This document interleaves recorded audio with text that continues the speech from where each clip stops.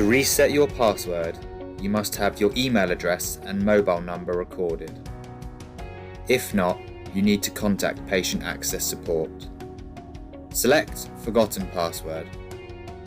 Enter your email address or user ID, then select Continue.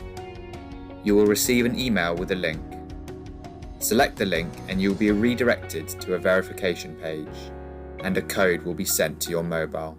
Simply enter the verification code, select Submit, then enter and confirm your new password. If you are using a private device and would like your password to be visible as you type, select the Show icon at the end of the password field.